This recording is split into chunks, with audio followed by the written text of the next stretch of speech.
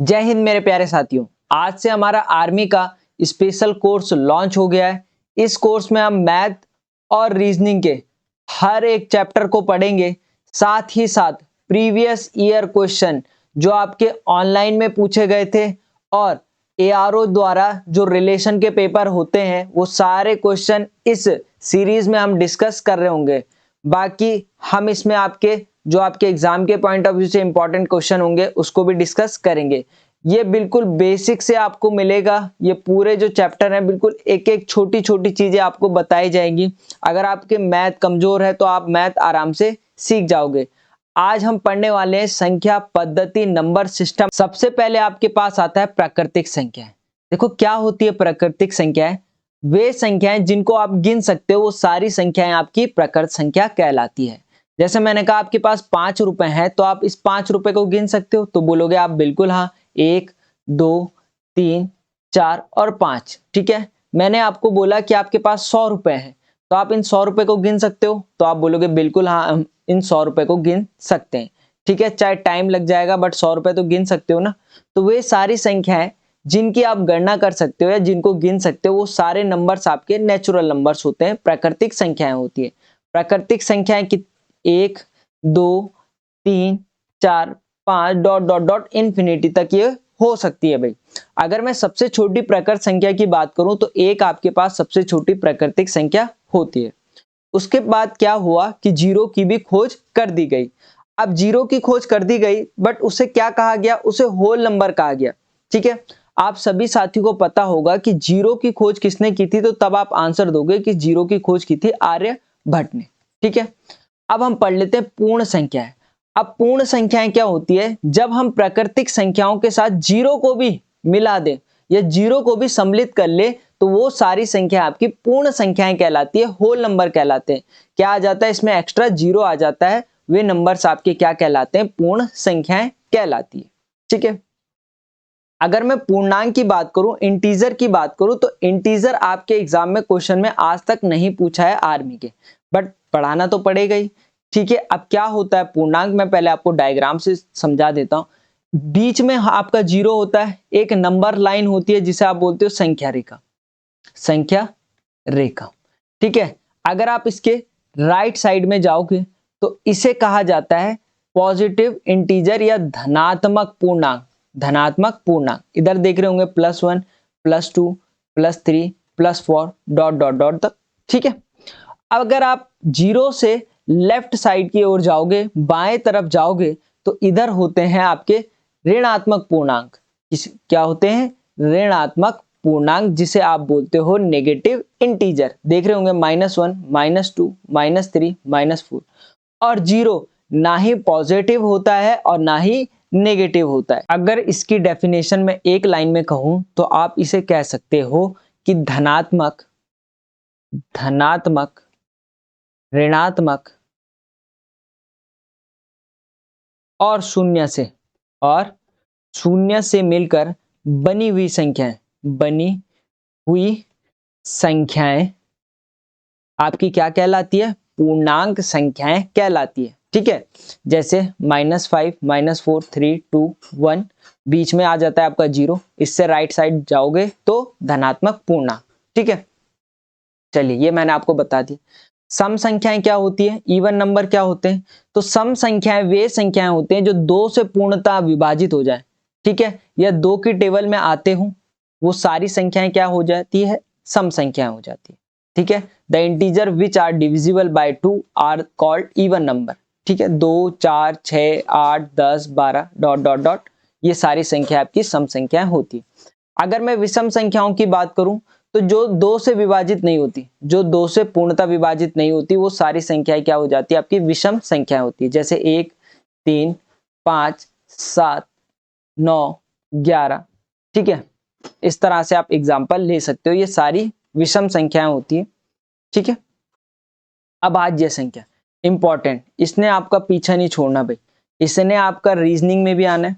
ठीक है, मैथ्स में तो आएगा ही आएगा। अब आज ये संख्या वे संख्याएं होती है जो खुद से और एक से पूर्णतः विभाजित हो जाए, divisible by 1 and itself is called prime number.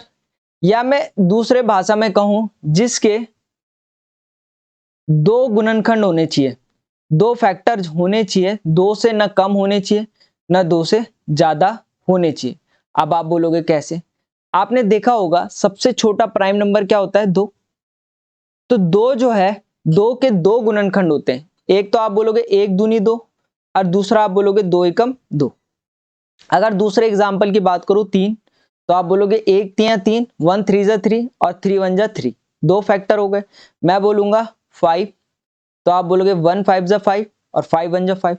अगर मैं 4 की बात करूं तो आप बोलोगे कि 4 के कितने फैक्टर होंगे? आप बोलोगे 1 4 जा 4, 2 2 जा 4 और 4 1 जा 4। तो 3 गुणनखंड हो गए ना, 3 फैक्टर हो गए, तो 4 नहीं हो सकता।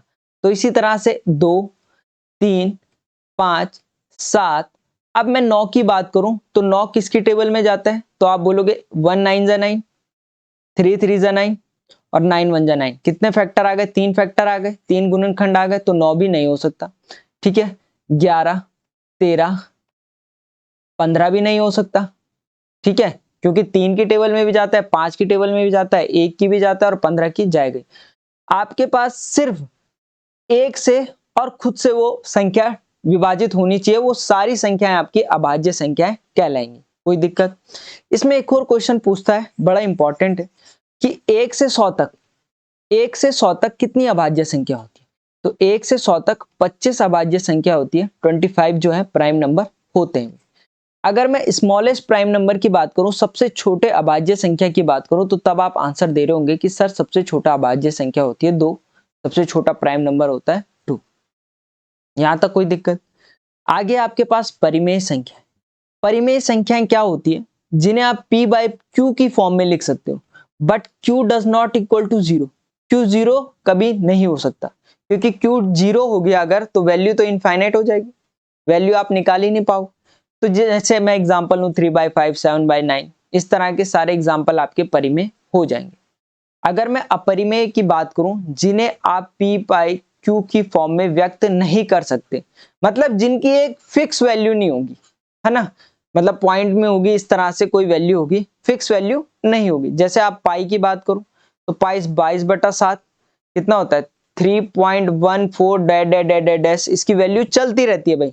√2, √3, √5, ये सारी वैल्यू आपकी क्या होती है? अपरिमेय संख्याएं होती है, क्योंकि इनकी एक फिक्स वैल्यू नहीं होती है। आगे आपके पास जातीय मान, जिसे आप बोलते हो फेस वैल्यू। देखो, किसी भी नंबर का या किसी भी संख्या का वह वैल्यू होती है जो कभी बदल नहीं सकती।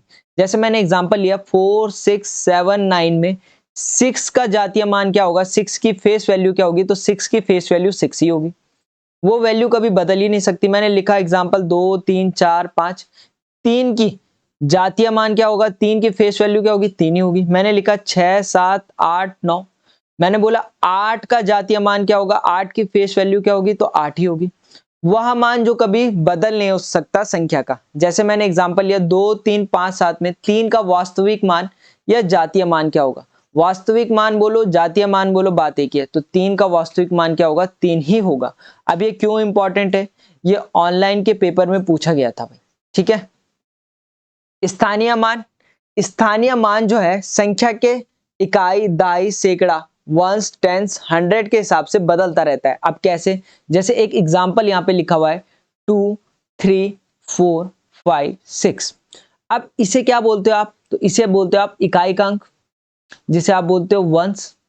इसे बोलते हो दहाईकांक, टेंस, 100, 1000, 10,000, इकाई, दाई, सैकड़ा, हजार, 10,000। तो क्या होता है कि इकाई के अंक में अगर मैं बोलूं 6 का स्थानीय मान क्या होगा? तो इकाई के अंक में 1 का गुणा कर देते हैं, तो 6 का स्थायी मान 6 ही होगा। दहाई में क्या होगा? टेंस में क्या होगा? 10 की मल्टीप्लाई, तो आप बोलोगे 5 × 10। तो अगर 5 के स्थानीय मान की बात करूं, प्लेस वैल्यू की बात करूं, तो 5 का प्लेस वैल्यू क्या होगी? स्थानीय मान क्या होगा? 50 होगा। अगर मैं 4 की बात करूं तो आप क्या बोलोगे? इकाई, दाई, सैकड़ा, वंस, टेंस, 100। तो 4 की मल्टीप्लाई किससे हो जाएगी? 100 से हो जाएगी, तो आप बोलोगे 400। फिर कितना? इकाई, दाई, सैकड़ा, फिर हजार। अगर मैं बोलूं 3 का स्थानीय मान क्या होगा? 3 की फेस वैल्यू क्या होगी? तो 3 × 1000, तो आप बोलोगे 3000। एक और अगर मैं एग्जांपल लूं आप मुझे बताओ कि 3, 5, 7, 9 में 5 का स्थानीय मान क्या होगा, 5 की जो प्लेस वैल्यू क्या होगी। तो आप बोलोगे इसमें 1 की मल्टीप्लाई वंस इकाइकांक है, फिर इसमें 10 की मल्टीप्लाई दहाइकांक है, और 5 में किसकी मल्टीप्लाई होगी, तो आप बोलोगे 5 में होगी 100 की मल्टीप्लाई। तो ये क्या हो जाएगा आपका, इसका स्थानीय मान कितना हो जाएगा, 500 हो जाएगा। एक और एग्जांपल लिया मैंने, लिखा 2, 9, 5, 4। मैंने कहा कि इसमें 5 का स्थानीय मान क्या होगा, 5 की प्लेस वैल्यू क्या होगी। तो आप बोल रहे होंगे कि 4 में किसकी मल्टीप्लाई, इकाइकांक है तो 1 की मल्टीप्लाई, और 5 में कितना, इकाई के बाद दहाई, वंस के बाद टेंस, तो 5 इंटू 10 कितना हो जाएगा, 5 10 50। इसका राइट आंसर क्या रहेगा, 50 इसका क्या होगा, स्थानीय मान होगा, प्लेस वैल्यू होगी। चलिए, ये आपकी 18 अप्रैल की थर्ड शिफ्ट में पूछा गया था। एक बड़ी सी वैल्यू दे रखी थी, ठीक है, 329075 में 7 के स्थानीय मान और जातीय मान में क्या अंतर होता है। मैंने आपको क्या बताया, what is the difference between face value and place value. ठीक है, तो देखो भाई 329075। अब देखो 7 का पूछ रहा है ना, किसका पूछ रहा है, 7 का। तो 7 का जातीय मान क्या होगा, 7 की फेस वैल्यू क्या होगी। तो आप बोलोगे भाई 7 का जातीय मान, या इसे आप इंग्लिश में बोलते हो फेस वैल्यू, वो कितनी होगी। तो आप बोले होंगे कि सर 7 की फेस वैल्यू 7 ही होगी, क्योंकि फेस वैल्यू कभी बदलती नहीं है। ठीक है, अगर मैं प्लेस वैल्यू की बात करूं तो प्लेस वैल्यू क्या हो जाएगी, इसमें किसकी मल्टीप्लाई होगी, 5 एकम 5 इकाइकांक है, ये क्या है दहाइकांक, वंस टेंस। तो आप बोलोगे 7 इंटू 10 70। इसका जो है जातीय मान कितना हो जाएगा, ठीक है, प्लेस वैल्यू क्या हो जाएगी। तो आप बोलोगे प्लेस वैल्यू हो जाएगी 7×70। अब इन दोनों के बीच का क्या अंतर पूछा है, तो अंतर के लिए क्या करोगे, माइनस कर दोगे। 70 माइनस 7 कितना, 70 में से 7 गया 63, आपके पास क्या हो जाएगा, राइट आंसर हो जाएगा। कोई दिक्कत, कोई समस्या, तो बहुत सिंपल सा था। चलिए, अब आपके पास इसमें कभी कभी क्वेश्चन पूछ देता है। अब मैंने इसीलिए आपको बताया था प्रकट संख्याएं क्या होती है। ठीक है, कभी कभी सीधा क्वेश्चन कह देता है कि पहले 5 तक की प्रकट संख्याओं का योग क्या होगा, पहले 10 तक की प्रकट संख्याओं का योग क्या होगा, पहले 50 तक की प्रकट संख्याओं का योग क्या होगा। तो इस तरह से कुछ भी क्वेश्चन पूछ लेता है, तो इसका फॉर्मूला होता है n+1/2।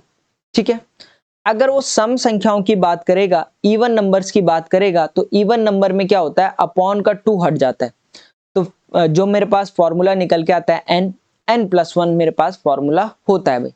हमेशा याद रखना, प्रकट संख्याएं अलग होती है, ठीक है, सम संख्याएं अलग होती है, इवन नंबर अलग होते हैं, ठीक है, नेचुरल नंबर अलग होते हैं। अगर मैं विषम की बात करूं तो विषम में सीधा उस नंबर का क्या कर दो, स्क्वायर कर दो। ठीक है, ये भी ऑनलाइन पेपर में पूछा गया था। ठीक है, ये फॉर्मूला पर बेस्ड क्वेश्चन।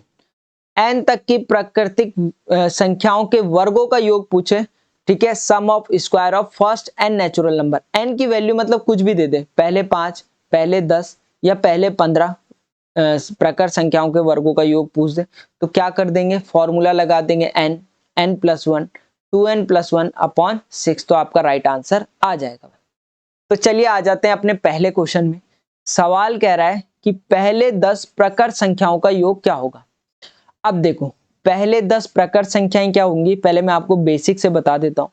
तो आप बोले होंगे कि हमारे पास जो पहली 10 प्रकट संख्याएं होंगी वो होंगी 1 2 3 4 5 6 7 8 9 और 10, यही होंगी। अब इसको गिनते हुए चलेंगे, इन्हीं का ही तो सम पूछ रहा है, तो इनको गिन दो। 2 और 1 3, 3 और 3 6, 6 और 4 10, 10 और 5 15, और 15 और 6 21, 21 और 7 होता है आपका 28, 28 8 8 16 36, 36 और 10 हो गया आपके पास कितना 46, और 46 और 9 हो गया आपके पास 55। कितना आ गया आंसर, 55। बोलो हाँ या ना।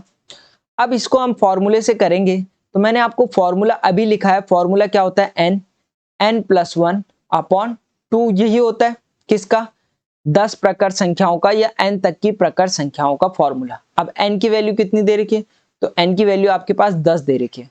तो n जहां जहां n है वहां 10 रख दो, 10 10 प्लस 1/2, ये आ गया आपका 2 पंजे 10, 10 और 1 11 होता है, तो 5 इंटू 11, 11 पंजे 55 आपके पास क्या रहेगा, राइट आंसर रहेगा। बोलो हाँ या ना। यहां से भी हमने 55 निकाला, यहां से भी 55 निकाला, बट आपको फॉर्मूला क्यों लगाना है, इसीलिए लगाना है, कभी 50 प्रकार संख्याओं का योग पूछ दे तो तब तो आप लिख नहीं सकते ना, तब क्या नहीं कर सकते, लिख नहीं सकते। और लिख भी दोगे तो गिन नहीं सकते, और गिन भी दोगे तो बहुत टाइम लग जाएगा, है ना।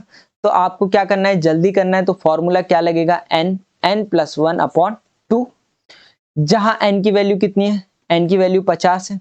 अगर n की वैल्यू 50 है तो फॉर्मूले में रख दो सीधा 50, 50 + 1/2, कर दो भाई, 2 25 बार स्वाहा, 50 और 1 कितना होता है, 51, तो 25 इंटू 51 कर रहे होंगे, तो 25 से कम 25, कैरी 2, 25 पंजे 125 और 2 127, 1 2 7 5, ऑप्शन ए आपके पास राइट आंसर रहेगा।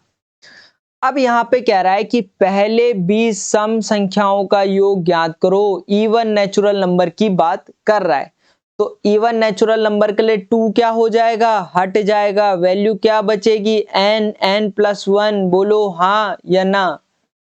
चलिए, n की वैल्यू कितनी है, 20, 20 ब्रैकेट में 20 + 1 21, तो 20 इंटू क्या कर रहे होंगे, 21 कर रहे होंगे, मल्टीप्लाई कर दो, 2 ही कम 2, 2 दूनी 4, 1 0 बच गया, 420। है कोई यहाँ क्लास में। चलिए, पहले 5 विषम संख्याओं का योग। अब मैंने आपको बोला विषम संख्याएं जब भी पूछी रहे तो उस नंबर का स्क्वायर कर दो। पहले मैं आपको लिख के बता देता हूं विषम संख्याएं क्या होती है, 1 3 5 7, 1 2 3 4 और 9, यही होंगी, ठीक है। अब इनका योग पूछा है, तो 9 और 1 10, 7 और 3 10, 10 और 10 20 और 5 25, योग निकाल दिया आपने 25। अब फॉर्मूला क्या होता है, एन स्क्वायर, मतलब जो वैल्यू दे रखी है उसका स्क्वायर कर दो, तो 5 का स्क्वायर कर रहे होंगे तो कितना, 5 पंजे 25, आपके पास क्या रहेगा, राइट आंसर रहेगा, ठीक है। तो वही निकाला मैंने, योग करके भी वही आएगा भाई, दोनों तरीके से आंसर सेम ही आएगा। बस क्या होता है, कभी बड़ी संख्याएं दे देता है तो उनका योग करना इतना आसान नहीं होता। अब 10 विषम संख्याएं, तो आप आंख बंद करके बोलोगे 10 10 की 100, आपके पास राइट आंसर रहेगा, ठीक है। अब 10 प्रकार संख्याओं के वर्गों का योग पूछ रहा है, तो वर्गों के योग के लिए फॉर्मूला होता है n+1 2n+1/6। n की वैल्यू कितनी है, 10, तो यहां से बोलोगे 10, 10 + 1, 2 इंटू 10 + 1/6।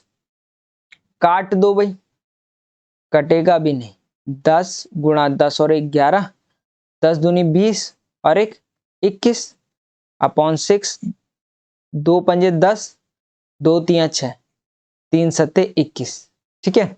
11 सत्ते 77 हो गया, इंटू 5 करना है, 7 पंजे 35, कैरी 3, 7 पंजे 35, 36 37 38, 385 आपके पास राइट आंसर रहेगा, ठीक है।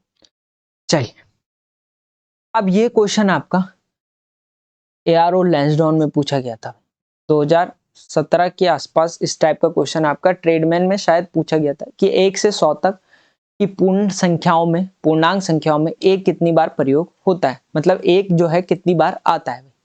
तो आप गिन रहे होंगे कि 1 2 डॉट डॉट डॉट करके, अब 1 10 में ही आएगा, 11 21 31 41 51 61 71 81 91, ठीक है, डॉट डॉट डॉट डॉट, ये 100 में आएगा। अब कहाँ आएगा, 11 12 13 14 15 16 17 18 और 19। इनके अलावा आपको लगता है कहीं एक आएगा तो बताओ कमेंट सेक्शन में। गिनते हुए चलो, 1 2 3 4 5 6 7 8 9 10 11 12 13 14 15 16 17 18 19 20 21, 21 बार आएगा।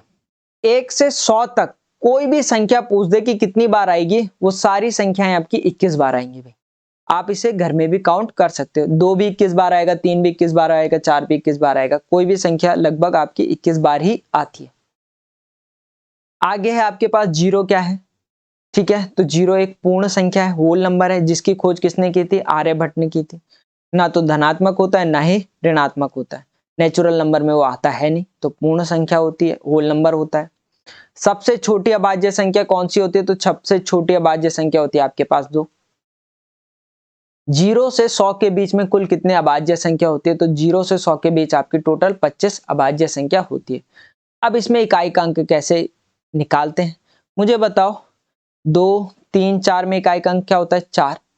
पहला अंक जो होता है वंश का, उसे इकाई का अंक बोलते हैं। तो अगर मैं बोलूं 2 × 13, तो आप बोलोगे 13 दूनी 26, 26 में इकाई का अंक 6। मैं बोलूं आपसे 12 × 2, 12 दूनी 24, इकाई का अंक क्या हो जाएगा, 4 हो जाएगा। तो जो पहली संख्या होगी वही आपके पास इकाई का अंक होगा। तो पहली संख्या से पहली संख्या को मल्टीप्लाई कर दो, जो भी आंसर आएगा वो इकाई का अंक हो जाएगा। 4 दूनी 8, 8 आपके पास इकाई का अंक हो जाएगा। अब ऐसा क्यों होता है उसको भी बता देता हूं। देखो, आप जब भी 24 की मल्टीप्लाई 22 से करोगे, 4 दूनी 8, 2 दूनी 4, यहाँ पे क्या हो जाता है, क्रॉस आ जाता है, रूल है मैथमेटिक का, 4 दूनी 8, 2 दूनी 4। तो जब भी यहाँ पे क्रॉस आएगा तो नीचे हमेशा पहली वैल्यू वही होगी, 8 और 4 12, कैरी 1, 4 और 1 5। आपको इकाई के अंक से मतलब है, बाकी अंक से आपको मतलब नहीं है, क्योंकि पूछ क्या रहा है, इकाई का अंक, तो इकाई का अंक 8 होगा। मैं कोई भी एग्जाम्पल ले लूं, मैंने बोला 3 2 4 × 5 6 7, तो आप बोलोगे 7 चक्कू 28 होता है, तो इकाई का अंक क्या हो जाएगा, 8 हो जाएगा।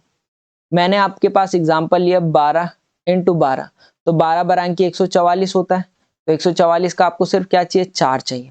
आप मल्टीप्लाई करके देख सकते हो, जो पहली संख्या होगी वही आपके पास क्या होगा, इकाई का अंक होगा भाई, ठीक है। अब ये देखो, 4 की मल्टीप्लाई 8 से कर दो, 8 चौकू 32, इकाई की अंक की मल्टीप्लाई इकाई के अंक से, 8 चौकू 32, 32 में इकाई का अंक पहली संख्या क्या आई, 2 आई, तो इकाई का अंक क्या हो जाएगा, 2 हो जाएगा भाई, कोई दिक्कत। 6075 में 7 के स्थानीय मान और जातीय मान में क्या अंतर है, मुझे बताओ। 6075 में 7 का स्थानीय मान कभी बदलेगा, फेस वैल्यू कभी बदलेगी नहीं, तो 7 की फेस वैल्यू 7 ही होगी। और प्लेस वैल्यू क्या हो जाएगी, तो इसमें 1 की मल्टीप्लाई 5 × 1 5, इसमें 10 की मल्टीप्लाई, तो 60 × 10, 7 दशा की 70, और इन दोनों का अंतर पूछ रहा है, तो 70 - 7 कितना आ जाएगा, 63 आपके पास राइट आंसर रहेगा। अगला है 4 अंकों की सबसे बड़ी और छोटी संख्याओं का योगफल क्या होगा। मैंने आपसे बोला 2 अंकों की सबसे बड़ी संख्या, तो आप बोलोगे 2 अंकों की सबसे बड़ी संख्या 99, 2 अंकों की सबसे छोटी संख्या, तो 2 अंकों की सबसे छोटी संख्या 10, इन दोनों का योग करो कितना आ जाएगा, 9, 9 और 1 10, 109 आ जाएगा। अगर मैं 99 से ऊपर बात करूं तो 100 आएगा, और 100 कितने अंक हो जाएंगे, 3। अगर मैं 10 से कम की बात करूं तो 10 से कम होता है 9, ये सिंगल अंक होगा। तो इसी तरह से 4 अंकों की सबसे बड़ी संख्या क्या होगी, तो आप बोलोगे 4 अंकों की सबसे बड़ी संख्या होगी 4 9, ठीक है। और 4 अंकों की सबसे छोटी संख्या क्या होगी, तो 4 अंकों की सबसे छोटी संख्या होगी यही होगी, क्योंकि इसके बाद क्या हो जाएगा, अगर मैं 1000 से कम में जाऊंगा तो 999 आ जाएगा, ये 3 अंकों की है। 9999 में बढ़ूंगा तो 10,000 आ जाएगा, तो 10,000 क्या हो जाएगा, 1 2 3 4 5 संख्या हो जाएगी, है ना। बट मेरे को 4 ही बोल रहा है, तो 4 अंकों की सबसे छोटी संख्या हो गई आपके पास 9999, 4 अंकों की सबसे बड़ी संख्या हो गई 1000, ऐड करो 9 9 9 9 और 1 10, 10,999 आपके पास आंसर रहेगा। कोई दिक्कत समस्या, चलिए आज के लिए इतना ही, ठीक है। बाकी कोई दिक्कत हो तो कमेंट सेक्शन में लिख दीजिएगा, हेल्पलाइन नंबर पर कॉल कर सकते हैं। चलिए मिलते हैं नेक्स्ट वीडियो पर, कल हम डिजिबिलिटी रूल करने की कोशिश करेंगे, तब तक के लिए जय हिंद।